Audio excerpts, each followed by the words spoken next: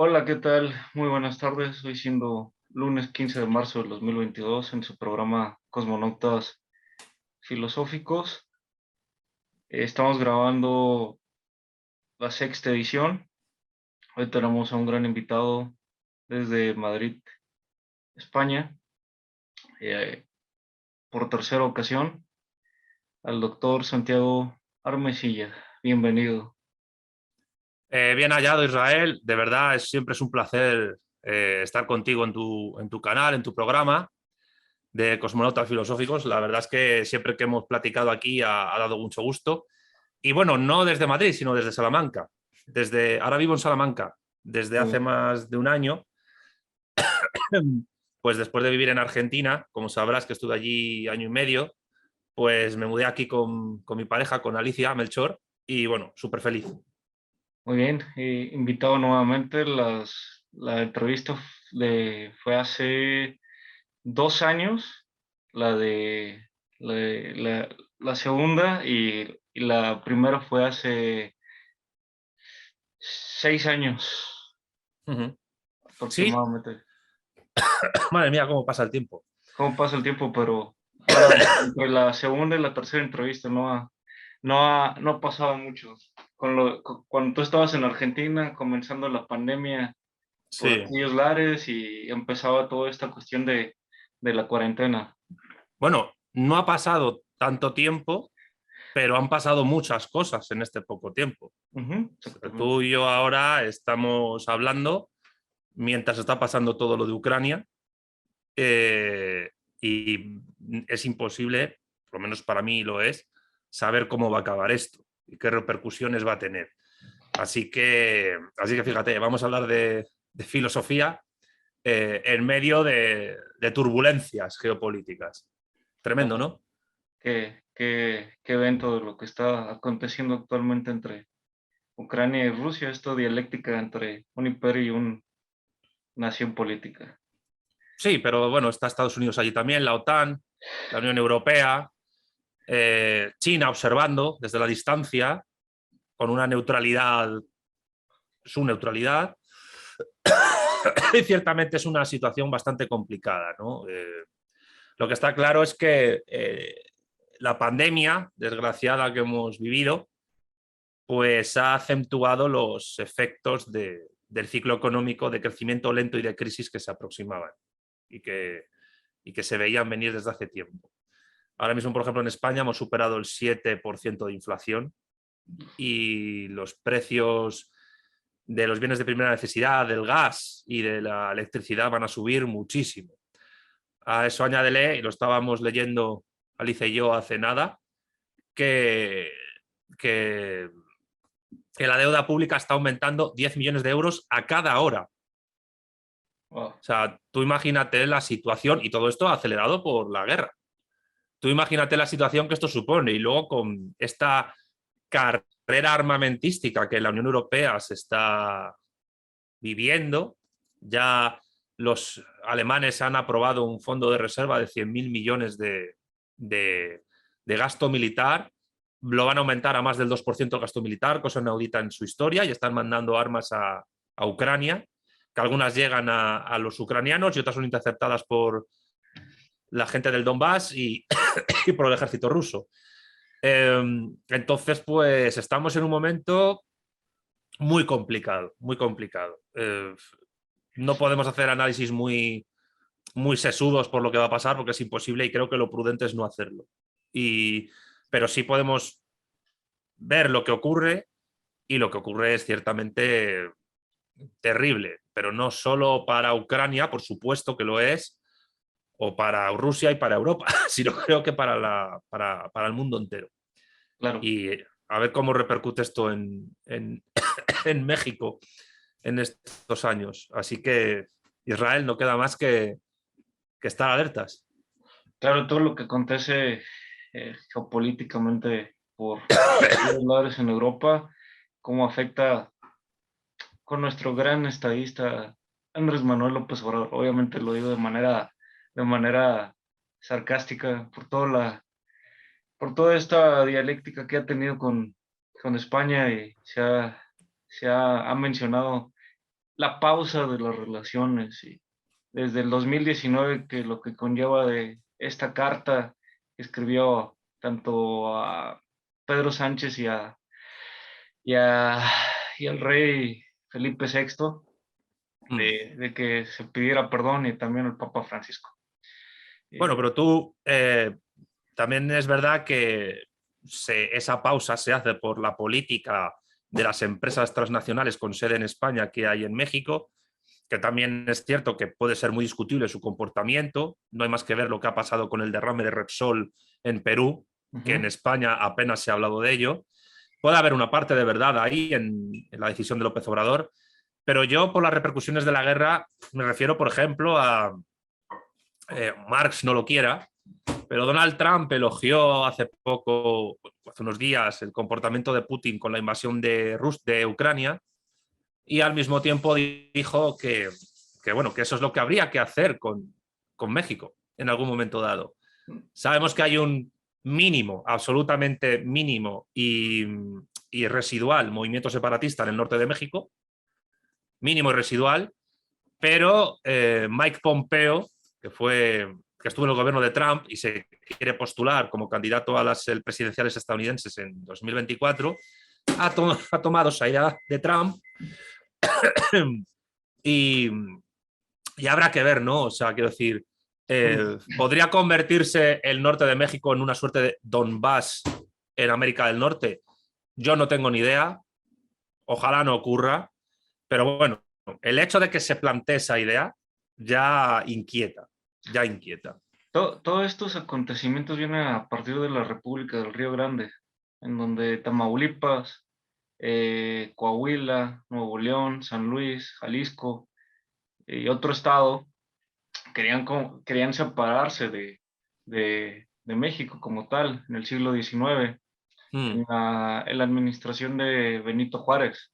Y estos son los acontecimientos de separatismo en el norte, noreste del país. Pero que llegue a acontecer ahora, lo veo complicado por la situación donde a veces Donald Trump menciona un discurso, una diatriba, pero de que se lleva a cabo, lo dudo. Yo también lo dudo, pero en fin, el hecho de que lo planteen ya por lo menos es para prestar atención. Recuerdo una declaración de una política de alguien representante del Partido Republicano hace algunos años que había que bombardear México, no recuerdo el nombre. Se suscitó una polémica por haber mencionado en esto en televisión, pero pues dudo que llegue a acontecer esto con las relaciones México-Estados Unidos.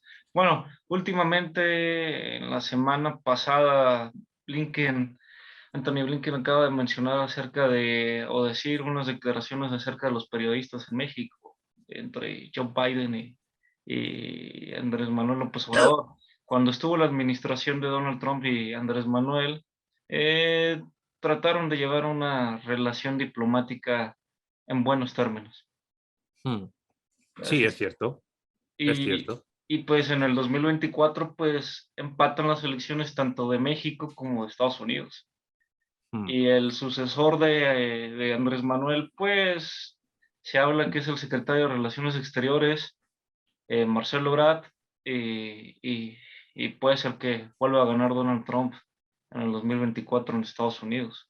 Es probable. Que vuelva a ganar Donald Trump puede ser una noticia inquietante para México. Puede que las relaciones con la administración mexicana sean buenas, puede que no, depende de cómo se vaya desarrollando la guerra. Pero también es cierto que si Donald Trump llega de nuevo a la Casa Blanca, quizás la situación bélica o prebélica que se está discurriendo en Europa se pueda tratar de atenuar. No sé cómo, porque si es verdad, y presumió, seguramente lo viste en televisión hace unos días, Trump presumió de que él ha sido el único presidente de Estados Unidos con el cual Rusia no ha invadido ningún país, ni se ha producido, y además él no ha entrado en ninguna guerra. Es verdad que hubo lanzamientos de misiles a Siria y que se mató a un alto cargo del ejército de la República Islámica de Irán. Ujú, Entonces, vamos a ver. O sea, el mundo ahora mismo está, lo que decía Lenin, ¿no? Hay años en los que no ocurre nada y hay semanas en las que ocurren años. ujú. Y a veces todas estas decisiones de estadistas se ven reflejadas dentro de 10 años. Sí, o más. Las afectaciones se ven de 10 o 20 años. Claro, por eso, claro, y aquí tenemos que seguir a Gustavo Bueno, ¿no? La Exactamente. prudencia política o la imprudencia política de las decisiones de los estadistas no se pueden dirimir en cuando el acontecimiento está en caliente, Ujú, sino que hay que esperar a que pasen para ver si han sido prudentes o imprudentes. Por eso, yo reconozco que no me esperaba la invasión de Ucrania por parte de Putin. Yo, en el momento en que parecía que retiraba las tropas de la frontera con Ucrania, cerca de la frontera con Ucrania, eso se iba a despejar. Zelensky no quería ir más allá, pero en el momento en que parece que medio formalmente Ucrania pidió la adhesión a la OTAN y que azuzaba a Estados Unidos, Biden, a Ucrania contra Rusia, Putin dijo que, bueno, pues no tengo más remedio que actuar porque la soberanía y la integridad de Rusia está en peligro. Entonces metió las tropas en Ucrania. Eh, yo no me esperaba esa decisión, ha ocurrido y, y bueno, como diría pues Gabriel Bulgakov en todo este impacto, pues Putin se ha metido un tiro en el pie, pero a lo mejor se ha metido un tiro en el pie para evitar meterse un tiro en la sien en el futuro, con lo cual ¿ha sido Putin imprudente o prudente respecto de la invasión? Pues todos sabemos que los efectos de la guerra son terribles y devastadores, sobre todo para la población civil ucraniana y por supuesto para los que combaten también. Ahora bien, la prudencia o imprudencia de Putin, en este caso, solo se verá con los resultados. Si Rusia pierde la guerra, habrá sido imprudente. Si Rusia gana la guerra, habrá sido prudente. Pero también caben caminos intermedios. Es decir, eh, ya te lo digo, Israel, es muy difícil saber lo que va a ocurrir. Es absolutamente difícil.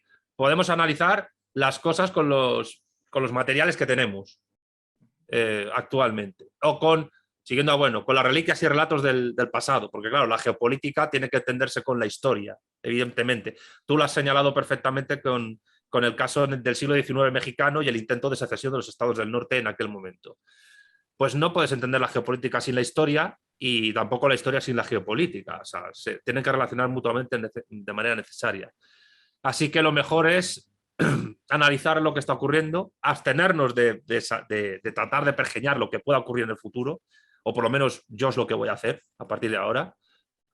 Eh, pero en fin, también estar atentos porque en Europa, en la Unión Europea, el bando democrático liberal está enardecido y deseoso, parece, de unificarse como una gran potencia entre Rusia y Estados Unidos para crecer. Y por eso, pues, en un momento express, Finlandia puede entrar en la OTAN, pero Ucrania puede entrar en la Unión Europea y eso puede seguir el futuro para entrar en la OTAN. Pero claro, Ucrania con tropas filofascistas como el batallón Azov, amparadas por el Estado, y con incapacidad de controlar su territorio de manera entera, es complicado. Y como dice Putin, y en esto yo creo que él tiene razón, Ucrania integrada en la Unión Europea y en la OTAN supondría que querrían recuperar Crimea. Y eso es algo por lo que Rusia no va a pasar. Entonces, posibilidades. Pues tú imagínate una guerra abierta, caliente en el suelo europeo, en el cual se meta Estados Unidos y en el futuro China. No se sabe. ¿Estamos a los albores de una tercera guerra mundial? Bueno, yo ya dije hace tiempo, por ejemplo, en la primera vez que estuve con Diego Rutzarín, pero también lo he dejado escrito en algunos sitios, que estamos en un periodo de entreguerras que en algún momento acabará.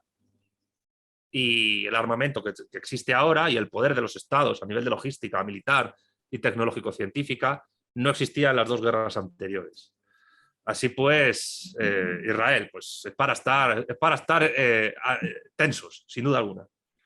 Vaya, todo lo que conlleva desde el 2014 con el golpe de Estado, precisamente estaba de vicepresidente Joe Biden apoyando todos estos movimientos.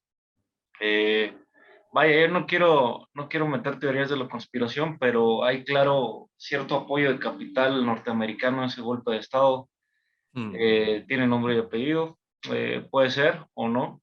mm. George Soros, ciertas publicaciones que ha realizado en Twitter, eh, todo esto del Euromaidán porque Poroshenko no quiso entrar a la Unión Europea y quería entrar con el Tratado de Euroasia económico y Yanukovych, Yanukovych, Poroshenko llegó después y Poroshenko sí quería un acercamiento más a Europa. uh-huh.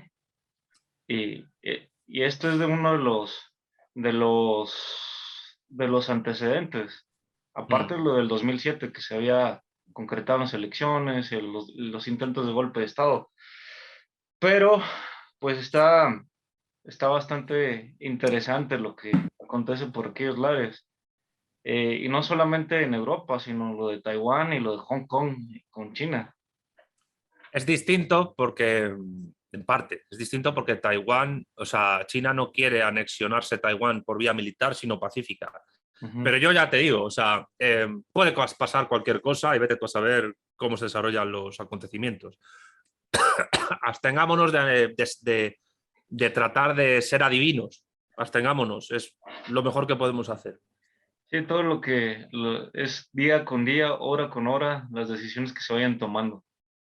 Sí, a segundos. A lo mejor tú y yo ahora estamos hablando y puede pasar cualquier cosa que nos quedemos guau. Ajá, O sea, en fin. exactamente. Exactamente. Y las decisiones económicas también repercuten en esto de Mm. ya no solamente es guerra militar, sino es una guerra económica entre los imperios y entre naciones. Sí, Sí. exactamente. Y propagandística, Exactamente. Los medios de comunicación influyen ahora mucho. tremendamente. Y las redes En fin, sociales. totalmente, totalmente. En ese golpe de Estado influyeron mucho en el 2014. Y eso que todavía no estaban en un momento tan relevante como ahora. Mm. Sin duda alguna. Pero, el tema del cual vamos a hablar, bueno, también este tema era relevante, es sobre tu libro, La Vuelta al Revés de Marx. Sí. El materialismo político entretejido a Karl Marx y Gustavo Bueno. Voy a pasar a leer tu currículum. El licenciado en Ciencias Políticas por la Universidad Complutense de Madrid, maestría en Ciencias Políticas y de Administración Análisis Político, maestría universitaria en Formación del Profesorado y Bachillerato Profesional y Enseñanza de Idioma en la especialidad de Formación y Orientación Laboral, doctor en Economía Política y Social en el marco de la globalización. Y las publicaciones que has tenido, no solamente de la cual vamos a hablar el día de hoy, es Crítica a la Economía Política, Escritos de la Disidencia Disidente, El Marxismo y la Cuestión Nacional, Trabajo, Utilidad y Verdad, Breve Historia de la Economía Política, La Política en 100 Preguntas, La Economía en 100 Preguntas. Han sido la mayoría de tus publicaciones, de tus libros. Si me permites añadir que este año 2022 se se ha publicado un libro coral de varios autores Uh-huh. sobre Rosa Luxemburgo, la editorial Atrapasueños, donde hay un capítulo mío, y la editorial El Viejo Topo ha reeditado El Estado de la Revolución de Lenin con un prólogo mío. De momento, esas son las publicaciones de este año. Muy bien, muy bien. Y del tema del cual vamos a hablar es sobre tu libro que ya presentamos, o que ya ha sido presentado desde hace más de 2 años en las redes sociales. Sí, ya ha Eh, llovido. para, para comenzar, ¿qué es el materialismo filosófico a grandes rasgos? Bueno, hay que tener en cuenta que ese libro se publicó a finales del 2020, o sea que ya lleva más de un año circulando por ahí, prácticamente en plena pandemia, Uh-huh. Y ese libro es una remodelación de los 2 últimos capítulos de mi tesis doctoral, en base a ciertos acontecimientos, lecturas, etc. En ese libro lo que yo hago es exponer para el público profano, sobre todo, las bases de lo que sería la idea de vuelta del revés de Marx que presenta Gustavo Bueno, y eso obliga también a exponer a grandes rasgos lo que sería el materialismo filosófico de Gustavo Bueno, pero en un contexto de entretejimiento necesario y de comparación con el materialismo histórico de Marx. ¿Qué sería el materialismo filosófico? Bueno, ese es un término muy antiguo, ya en el siglo XVII lo usaba Robert Boyle para hablar de determinadas ideas filosóficas. Stalin incluso habló de materialismo filosófico marxista para referirse al diamat soviético de la época, pero es con Gustavo Bueno y a partir de Ensayos materialistas, publicado en 1972, cuando el término materialismo filosófico se asocia a un sistema filosófico en ese momento en construcción, que es el de Bueno. Así que, por tanto, el materialismo filosófico sería una doctrina sistemática de la realidad filosófica que de manera geométrica trata de analizar críticamente las ideas derivadas de los saberes de primer grado que se ejercitan en la sociedad, científicos, tecnológicos, políticos, religiosos, etc. La pretensión del materialismo filosófico única y exclusivamente consiste en elaborar un mapa mundi ontológico filosófico de la realidad, o mejor dicho, de las ideas derivadas de la realidad, que permita confrontarse con otras doctrinas filosóficas y partiendo de esa confrontación, pues, digamos, engordar y absorber lo que considere más válido de esas doctrinas. En contraposición con el materialismo histórico, pues diría que el materialismo histórico, sé que no me lo has preguntado, pero creo que es necesario pues hacer una conjunción de las dos cosas para que la respuesta sea más redonda.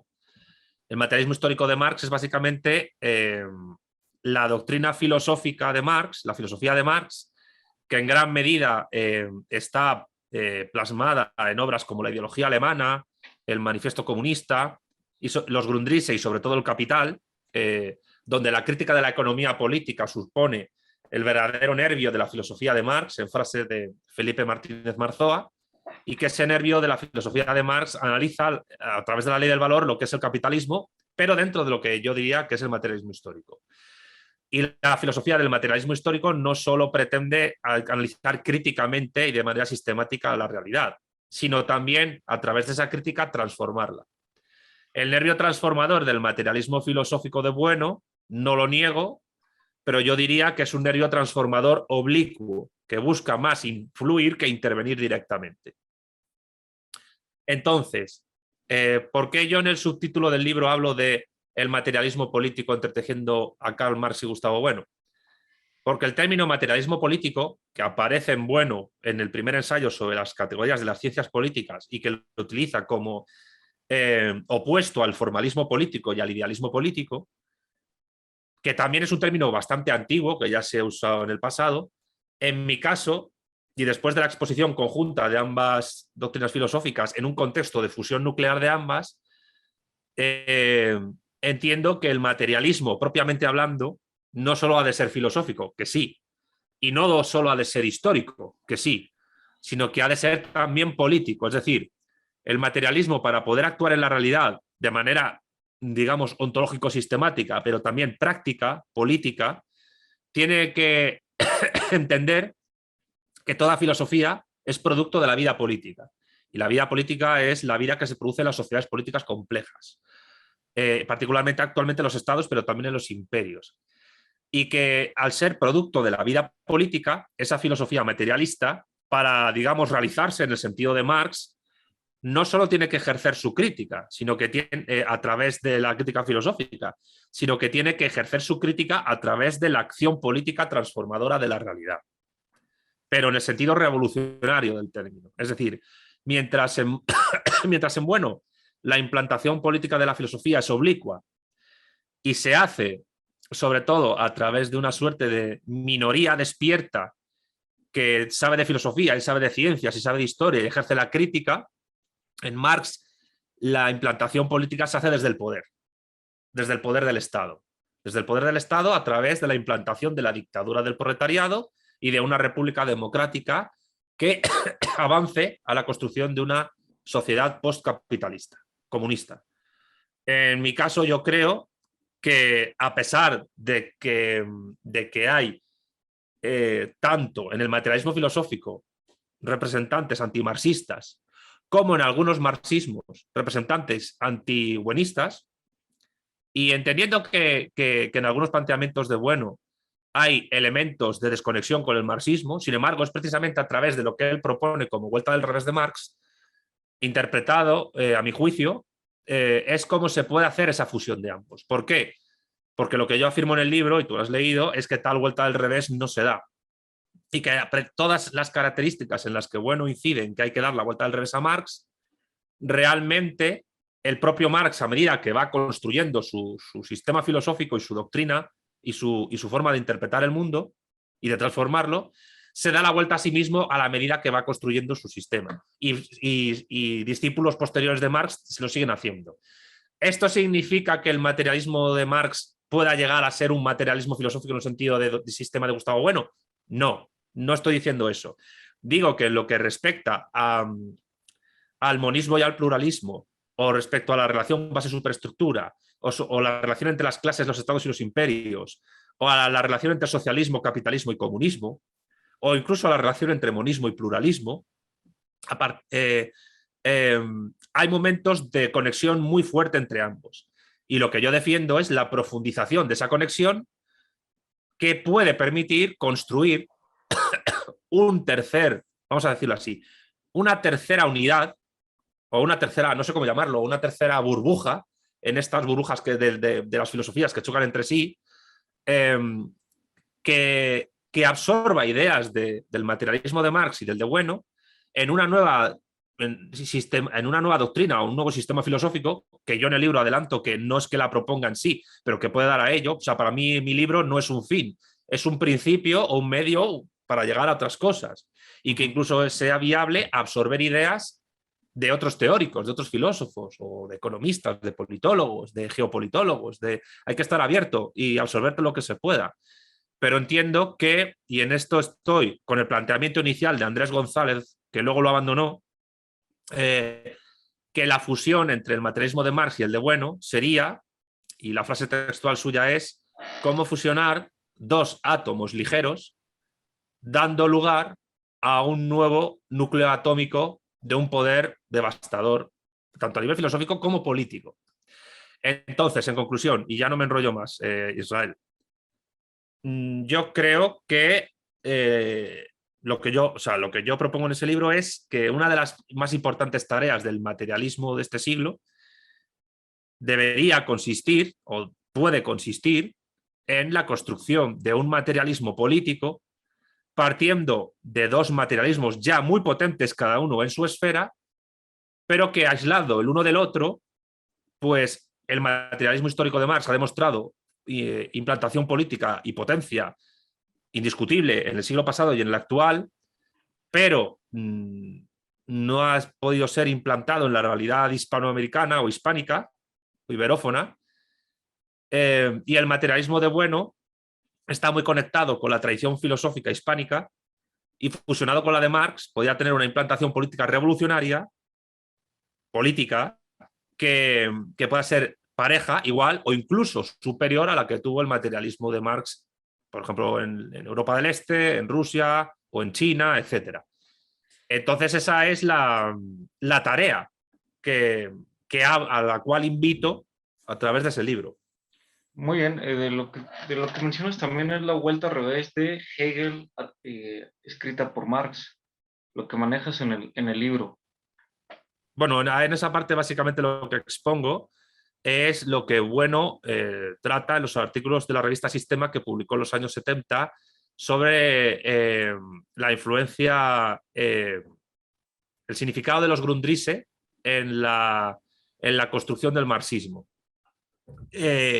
Y a través de los Grundrisse y de la herramienta del quiasmo, que es como dar la vuelta a una frase para que la parte final sea la del principio, la del principio y la del final, esto explicado de una manera un poco, si quieres, pues mundana, pues Marx va dando la vuelta del revés a Hegel, entendiendo Marx que la dialéctica hegeliana está puesta boca abajo y hay que ponerla boca arriba para despegarla del idealismo que todavía tiene. Y yo creo que esa línea de Marx, que bueno señala, es acertada porque es lo que le permite a Marx, y esto lo reconocen tanto Bueno como Marzoa, le permite pues, construir una nueva ontología, pero una nueva ontología distinta a las filosofías anteriores. ¿Pero en qué sentido es esa nueva ontología? Pues es una ontología que parte de la realidad del hacerse histórico del capitalismo industrial, de la ley del valor y de la explotación de los trabajadores, como Marx construye esa nueva ontología. Porque el Capital no es solo un libro de economía, o puede entenderse como un libro de economía, sino que incluso, con mayor importancia, es un libro de ontología. Es la ontología del materialismo de Marx. Y la puede construir a partir de los Grundrisse, que son borradores, y de la inversión de la dialéctica hegeliana. Entonces yo creo que para entender a Marx es fundamental entender esa inversión, esa vuelta del revés de Hegel. Muy bien. Tú en uno de tus artículos hace mucho tiempo hablaste de la séptima, de la generación, de otra generación de izquierda.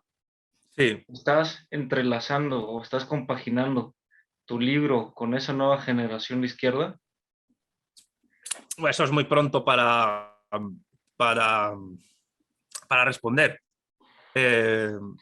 Bueno plantea la posibilidad de una séptima generación de izquierdas al final del mito de la izquierda, como tú sabes. Y afirma que para que esa nueva izquierda tenga impacto universal tiene que desarrollarse en una plataforma geopolítica y cultural lo suficientemente homogénea en sentido lingüístico y cultural como para tener impacto universal. Y que en una plataforma pequeña, estatal, o de un pequeño estado, o un estado mediano, pues no tendría ningún tipo de repercusión. Y que, por ejemplo, la Unión Europea sería inviable. Y bueno, señala 4 ámbitos o 4 plataformas continentales donde podría darse. El continente anglosajón, el islámico, el asiático y el hispánico. Yo añadí la plataforma eslavo-rusa porque consideré que después de la llegada de Putin al poder, pues no iba a ser absorbida por la Unión Europea. Y yo creo que los acontecimientos que están ocurriendo ahora mismo pues me dan en gran medida la razón. Y por tanto podría surgir en cualquiera de esas 5 plataformas. La cuestión es que en un momento dado algunos pensamos que esa nueva izquierda podría ser el populismo bolivariano, pero yo creo que las limitaciones, y esto lo digo porque yo critico mucho el populismo bolivariano, pero tiene aspectos positivos a rescatar, como por ejemplo el intento de unidad continental, aunque se quedan cortos en el latinoamericanismo. Hay que criticar la leyenda negra, el indigenismo, el apoyo al separatismo vasco, catalán, etcétera, pero esa parte sí es positiva. Pero claro, porque el bolivarianismo, lo que le cuesta entender al bolivarianismo es que, como contrapone la doctrina bolivariana a la doctrina Monroe, y ellos piensan que hay que profundizar en la unidad frente a la doctrina Monroe, pues darles a entender que esa unidad que buscan existía previamente y se destruyó, y esa unidad la dio el Imperio Español, pues el bolivarianismo y el latinoamericanismo por extensión es limitado. Es una herramienta con sus limitaciones. Entonces, esa séptima generación de izquierda podría surgir o podría construirse en el mundo hispanoamericano, en el mundo iberófono por extensión, también contando con los países de lengua portuguesa, con Brasil. A mí me parece que Brasil es fundamental en este sentido. Brasil y México quizás sean los países fundamentales en este sentido. Además, son países que sociológicamente, por estratificación de clases, son muy parecidos. Y en estructura económica también tienen similitudes, ¿no? Los países africanos que hablan español y portugués, en Asia, en Oceanía, eso podría darse en el futuro. Hay que construirlo, hay que construirlo. Yo, a ver, no sé cómo decir esto, cabría pensar que un materialismo político, que la construcción de un materialismo político podría servir como base doctrinal de esa construcción política que pueda darse. Y que a lo mejor esta situación bélica que estamos viviendo sea el marco en el cual se pueda construir esa alternativa política. Pero tiene que ser una alternativa política intercontinental. Evidentemente es importante la nación, es importante el Estado, la plataforma estatal sigue siendo la unidad básica donde la política se da, pero el impacto universal tiene que conectarse a una escala mucho mayor.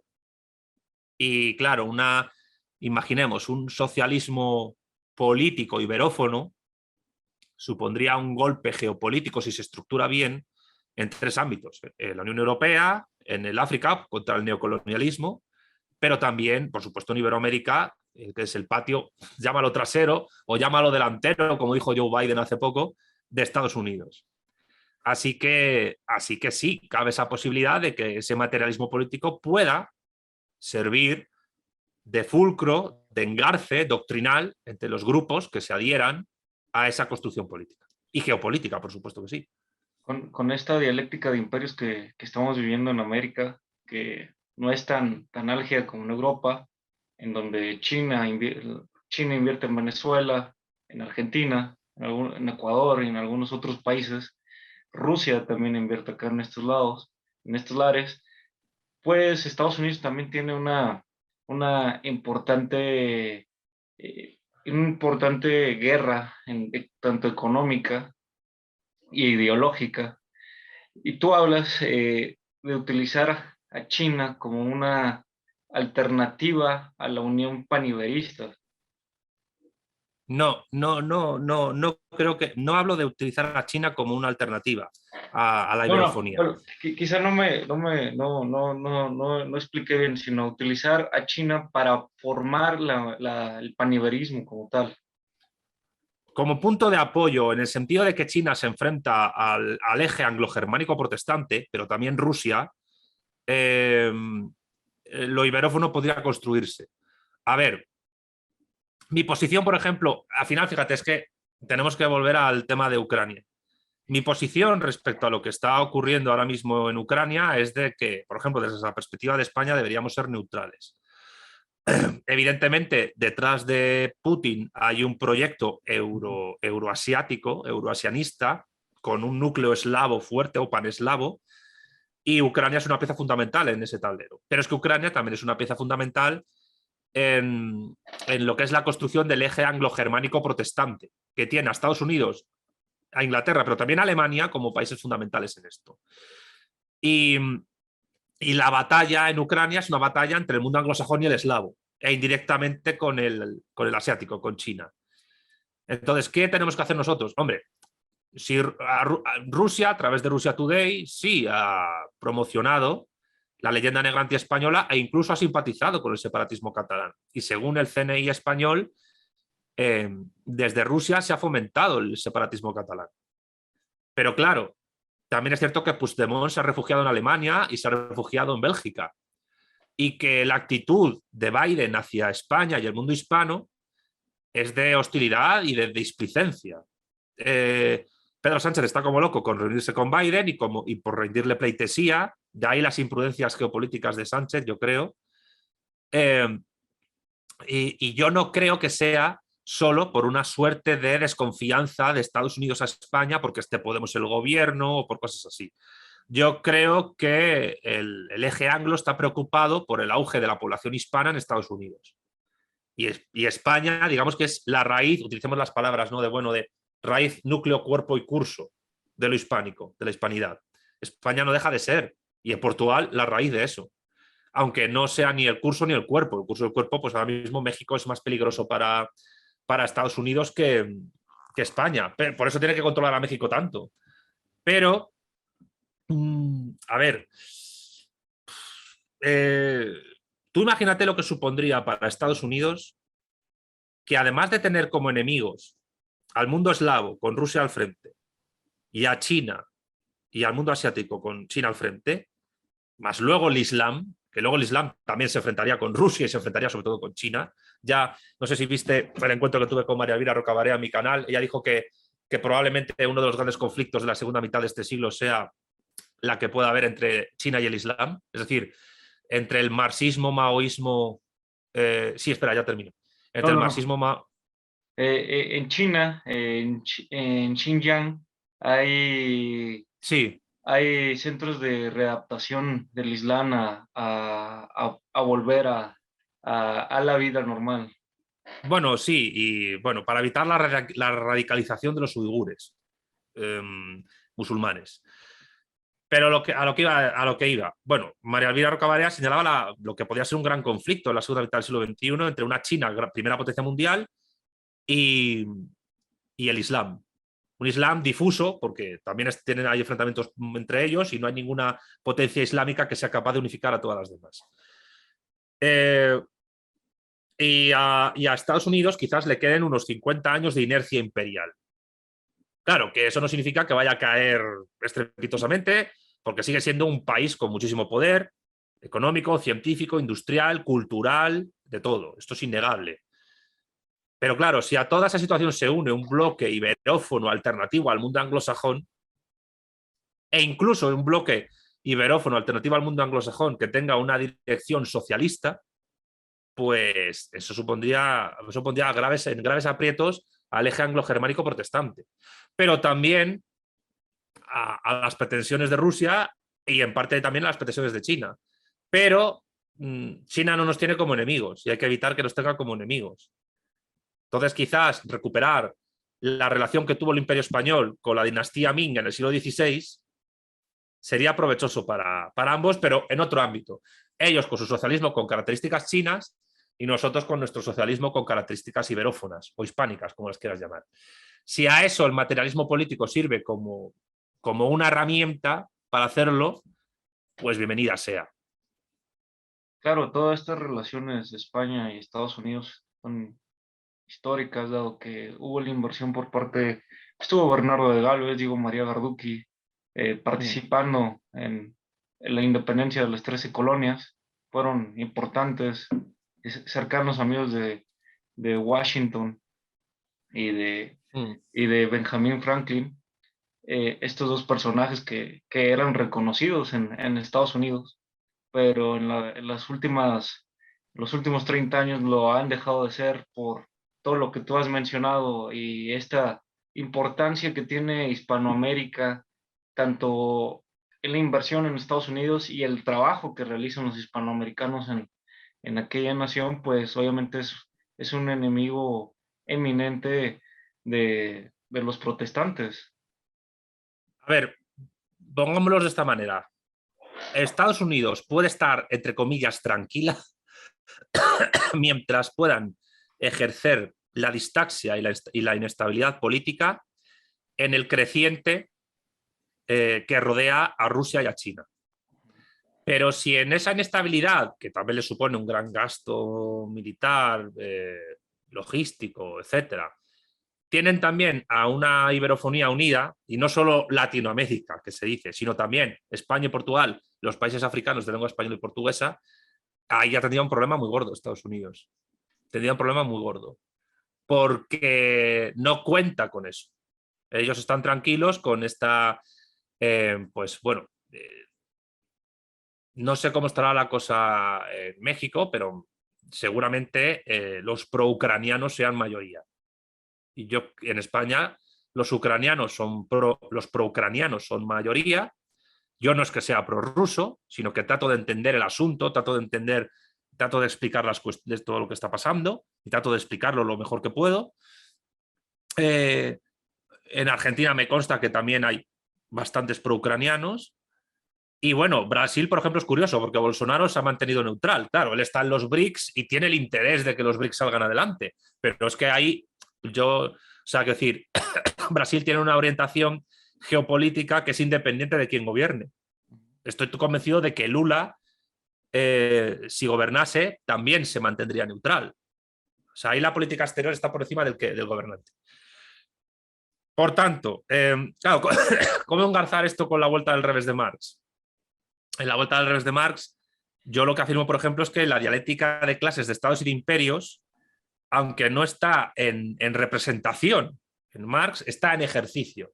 Es decir, yo sí digo que la tenga en cuenta. Yo sí digo que la tiene en cuenta. Lo que sí creo que es bueno es criticar la idea de clase obrera entendida como totalidad atributiva universal, que la tiene el marxismo vulgar. Pero yo niego que en Marx la clase obrera universal sea una totalidad atributiva universal. sino que para mí es una totalidad distributiva con momentos, en términos de Gustavo Bueno, isoméricos o mixtos de conexión y desconexión. Por ejemplo, a través de las migraciones, de los intercambios en materia de cooperación laboral, en materia de cooperación en investigación, en materia de circulación internacional de fuerza de trabajo, etcétera. Y, por supuesto, a través de las cadenas globales de valor por las cuales el plusvalor va circulando, porque es a través de esas cadenas globales de valor como el plusvalor se realiza. Algo que en su crítica a la idea de plusvalor de Marx, Bueno reconoce. Cuidado, que esto a muchos gustavonistas se les ha pasado. Así que tú fíjate todo el reto que tenemos. Es decir, yo creo que no es, o sea, no se puede desconectar una construcción filosófica, evidentemente, de los acontecimientos de la política real. Y el materialismo político tiene que responder y tiene que actuar y construirse también y avanzar en base a lo que está pasando ahora, en el aquí y ahora. Yo en el libro lo digo muchas veces, que es el aquí y ahora el marco de construcción del materialismo político. Así que si en algún momento nos despistamos de ese aquí y ahora y de esa construcción, hay que retomarlo y hay que volver a ello porque es fundamental. Claro, porque los que están inmersos dentro del materialismo filosófico han ejercido una crítica hacia Marx, mencionando que el planteamiento filosófico de él es monista. Eso es falso. Eso es falso. O sea, no hay más que entender la ley del valor en Marx. La ley del valor, como sabes, analiza el valor en las mercancías en 3 dimensiones. Valor de uso, valor de cambio y valor en sí, que puede ser entendido incluso como el coste de producción construido abstractamente como tiempo de trabajo socialmente necesario y, por tanto, como la sustancia del valor que se da y que existe en toda mercancía producida. ¿Por qué? Una de las cosas que le cuesta mucho entender a los pubertarios es que que confunden tiempo de trabajo concreto con el tiempo de trabajo socialmente necesario que la sociedad política históricamente necesita para que las mercancías se produzcan. Y ese tiempo de trabajo socialmente necesario depende, primero, de la relación dialéctica entre fuerzas productivas y desarrollo de las fuerzas productivas, o sea, relaciones de producción y fuerzas productivas, y luego de la oferta y demanda y de la competencia interempresarial y entre estados. Es decir, Marx no niega eso. La ley del valor no es contraria a la, idea a la ley de la oferta y la demanda. Lo que se niega es que a partir de la utilidad marginal se pueda o se deba construir tanto geométricamente como ontológicamente la idea de demanda. No es necesaria. Basta el efecto precio para ello. Todo esto lo hablo en el libro, pero también en la economía en 100 preguntas, en el trabajo, utilidad y verdad, etc. Es decir, es posible construir una economía política crítica que expulse de su campo todo ramalazo idealista que exista. Yo creo que esa es la gran labor de la crítica de la economía política actualmente y en tiempos de Marx también. Pero lo dicho, si nos vamos a la doctrina de los 3 géneros de materialidad de Marx, de Bueno, en ensayos materialistas, M1, M2, M3. M1, pues lo que yo llamo dimensión física, M2, dimensión psicológica y M3, dimensión lógico-abstracta. Pues, ¿qué te encuentras en la ley del valor de Marx? Valor de uso, M1. Valor de cambio, M2. Valor, M3. Ahí hay un pluralismo. Y si la ley del valor de Marx es el núcleo de la filosofía de Marx y, por tanto, es el núcleo de la ontología de Marx y de su materialismo histórico, vamos a utilizar el término tradicional, entonces Marx era pluralista, no era monista. Otra cosa son las derivaciones del Diamat, pero el materialismo político también se construye contra el Diamat, igual que el filosófico. Así que hablar de un Marx monista es una forma de despachar a Marx, como si fuese, no es perro muerto, pero luego le despachas y tergiversas lo que él dice. ¿Con qué objetivo? Pues yo creo que hay una agenda sociológico-política detrás. Que sí, que yo creo que es una agenda política antimarxista, evidentemente, donde el materialismo filosófico oblicuamente ocupe el lugar del marxismo y se constituya como una suerte simplemente de realpolitik adecuada a los intereses geoestratégicos de España, que es lo que sigue Vox. Que Vox, por cierto, me hace gracia, partido que va de antiglobalista, pero luego bien que se está posicionando por el bloque más globalista contra Rusia. O sea, tú fíjate la hipocresía de Vox y la forma torcida de entender las cosas que tienen algunos. Alguno habrá en Vox que no lo ve así, seguro, pero públicamente, de momento lo que yo he visto es eso. Así que, por tanto, hay que negar categóricamente que Marx sea monista. ¿Por qué? En base a la ley del valor y la forma en que el valor de uso, el valor de cambio y el valor se relacionan entre sí. También han mencionado que Karl Marx, era un negro legendario en contra de España. Bueno, Cuando resulta que acontece todo esto de la invasión napoleónica con Fernando VII. mira, es otra forma de neutralizar el marxismo. Ujú. Hay una obsesión por neutralizar el materialismo histórico dentro como pata fundacional del materialismo filosófico. Si tú le quitas al materialismo filosófico el materialismo histórico que tiene, cosa que hay que reconocer que el propio Bueno empezó a hacer en algún momento, Andrés González, por ejemplo, es de los que piensa que ya el propio Bueno, en los inicios de su construcción de ensayos materialistas, ya estaba tratando de enfrentarse a Marx. Yo no niego esa posibilidad, pero creo que no lo consiguió del todo y que Marx consigue filtrarse a través de las grietas que tiene el materialismo filosófico. Y eso se ve claramente en la forma en que Bueno plantea la idea de vuelta al revés de Marx, porque, insisto, en Marx ya hay dialéctica de clases de estados y de imperios. En Marx hay un pluralismo ontológico de la materia. En Marx la relación entre base y estructura es de conceptos conjugados. Y en Engels y en Lenin es orgánica, no es arquitectónica. En Marx el comunismo no es un final teleológico inevitable. No hay más que leer la crítica del programa de Gotha para verlo. Por ejemplo, Marzoa va en esa línea. Yo creo que habría que incorporar bastantes ideas de la filosofía del capital de Felipe Martínez Marzoa a la construcción del materialismo político. Lo digo abiertamente y es la primera vez que lo he dicho, pero creo que Marzoa puede ayudar mucho, leído incluso desde las coordenadas que yo planteo, a esa construcción del materialismo político. Pero igual que la idea de subordinación fundante de Marcelo Gullo, que es coordinable con, con la idea construida por Marx de la acumulación originaria al final del tomo 1 del Capital. Y bueno, quiero decir, Marx neurolegendario, pues Marx tenía en una alta consideración a España, consideraba que España podía elevarse en sentido socialista sobre otros países. Es verdad que critica muchas cosas de España, pero es que dime un solo país del mundo que Marx no haya criticado ferozmente. Es más, los países más ferozmente criticados por Marx en sus textos son Inglaterra y Alemania. O sea, bueno, y no te digo Engels, y eso que hay que reconocerlo, que Marx y sobre todo Engels eran patriotas alemanes jacobinos a muerte. Pero si tenían que poner a parir a Alemania, lo hacían y de una manera, vamos, visceral. Y la forma en que pone a parir a Inglaterra Marx en muchas cosas es visceral.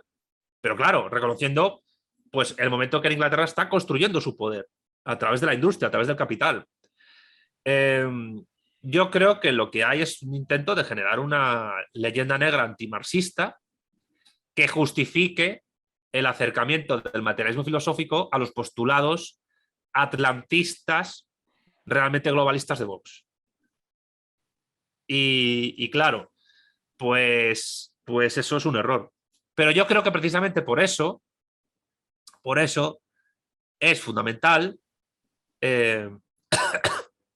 evitar definirse única y exclusivamente uno como materialista filosófico. Porque sí, porque hoy por hoy, no lo digo en todos los casos, porque hay excepciones, pero como Pedro Insua, por ejemplo, pero hoy por hoy la mayoría de materialistas filosóficos se orientan hacia la política exterior de Vox. Atlantista, pro-anglosajona, y que habla de iberosfera en vez de iberofonía. Por ejemplo, iberosfera implica una analogía con anglosfera y que piensa que España puede ser el centro de eso. España no tiene, por el lugar geográfico en el que está, por población y por recursos, ser el centro de esa iberofonía. Ese centro podría serlo México si no fuese porque está demasiado cerca de Estados Unidos y está demasiado impedida por eso. Pero yo creo que ahora mismo ese núcleo está entre Argentina y Brasil. y lo que es la Cuenca del Plata. Pero cuidado, insisto, España podría ayudar mucho a esto y México es un pilar fundamental. Te voy a hacer una analogía que no he hecho nunca. Imagínate la reconquista contra el Islam de los de España en la Edad Media. La reconquista empieza en el norte y acaba en el sur. Pues quizás la iberofonía sea una suerte de nueva reconquista a gran escala que empiece en América del Sur y acabe en México, siendo México la nueva Andalucía de la hispanidad. No sé si la analogía se entiende bien, pero que por población, por demografía, por recursos, México ahora mismo es como una suerte de reino andalusí dominado por los anglos, que son los nuevos musulmanes, y que en un momento dado, pues, la toma de México por el resto de hispanos del sur podría darse. Esto lo digo como posibilidad, no que vaya a ocurrir. Pero entiéndaseme la analogía, es decir, México es un lugar fundamental para la construcción de esto. Pero en la situación actual es complicado. Es complicado. Y luego también las tendencias de nacionalistas de buena parte de las izquierdas en México son muy evidentes.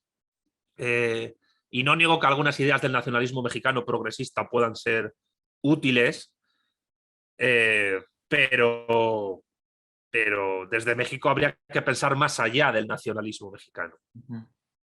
Bueno, también la construcción del nacionalismo mexicano en la actual administración de Andrés Manuel López Obrador habría que cuestionarla. Sí. Ciertos aristas, ciertos puntos que han expuesto, ¿no? Con esto de la leyenda negra, a partir de la carta y de la presentación del libro de la esposa de Andrés Manuel, ¿no? Beatriz Gutiérrez Müller. A ver, es que yo creo que, fíjate, Marcelo Gullo habla del nacionalismo de campanario y lo aplica a López Obrador. Nacionalismo de campanario entendido como un nacionalismo de pequeña escala. Un nacionalismo, el de López Obrador, que no niego, pero es de pequeña escala, que además conecta directamente el mundo azteca con el México independizado, como si los 3 siglos que hay entre medias fuesen un error o un mal recuerdo, cuando un orden político no dura 3 siglos si no es porque tiene una cierta racionalidad, sino porque hay algo en él que funciona bien, aunque luego acabe y hay que analizar por qué acaba. Y ahí hay factores tanto endógenos como exógenos, por supuesto. Pero a ver, pensemos una cosa. El Estado azteca, por decirlo de alguna manera, la sociedad política azteca, al igual que el resto de sociedades políticas y sociedades humanas precolombinas que existían en Mesoamérica, no eran México. Es el virreinato de Nueva España el que asienta las bases de lo que es México luego, pero también muy mermada, porque el virreinato de Nueva España era la joya de la corona del Imperio Español.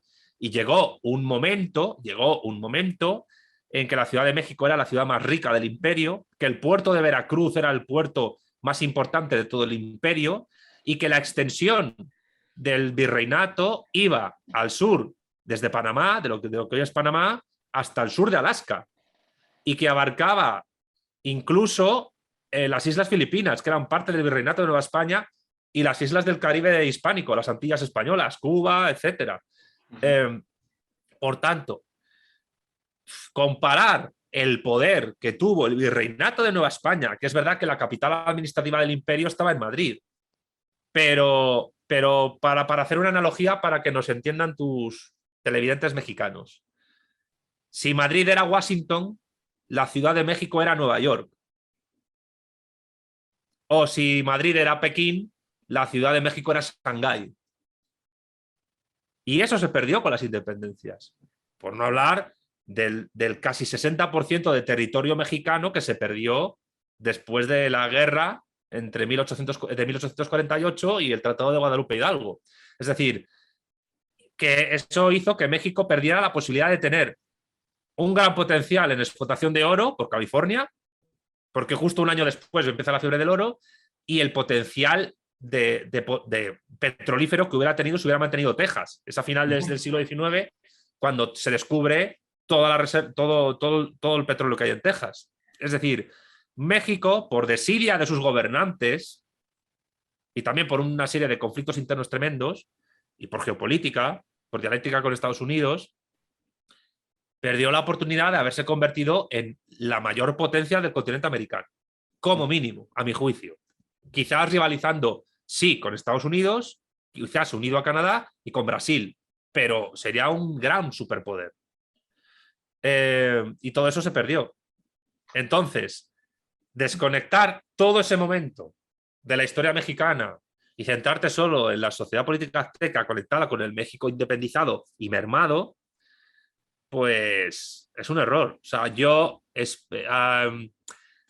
a lo mejor todos los mexicanos pro-ucranianos que haya entenderían mejor la posición de Rusia con respecto a Ucrania si viesen que de la misma manera en que para los moscovitas, para Rusia, Ucrania es una parte de Rusia que debería volver, yo no niego el imperialismo paneslavista de Putin, no lo niego, para un mexicano recuperar el territorio perdido en que se ejerció Estados Unidos sería como para los rusos recuperar Ucrania. Pero claro, ¿qué mexicano tiene estas ideas? Que son irredentistas, sí, y que son expansionistas a costa de Estados Unidos, sí, pero es que, a ver, ¿acaso un conflicto entre Estados Unidos y el mundo eslavo y China no abriría una ventana de oportunidad para los hispanos y particularmente para México para recuperarse y para tener un risorgimento, término italiano? Dejo la pregunta ahí, simplemente para que la gente que vea este vídeo reflexione, sobre todo si son mexicanos. Y no les estoy llamando ni al imperialismo ni al nacionalismo.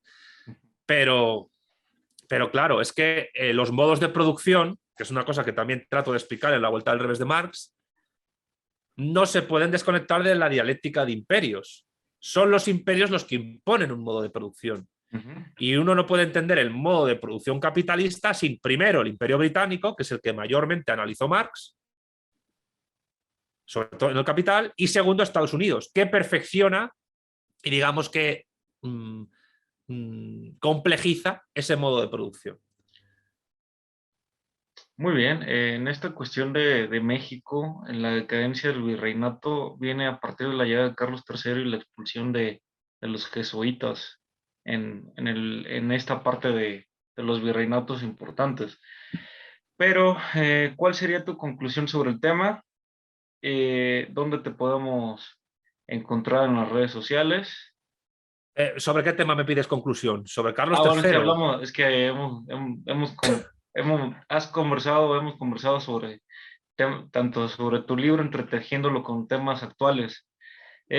Sí, es inevitable que eso Sobre ocurra. tu libro. Mi conclusión sobre mi libro. Insisto, mi libro es una propuesta y es un principio, no es un fin. Puede que muchos postulados del mismo se tengan que modificar, lo cual no sería ni malo, no sería malo en principio, pero yo insisto, yo lo que hago en el libro es exponer la filosofía de Bueno entretejida con la de Marx en un marco de fusión.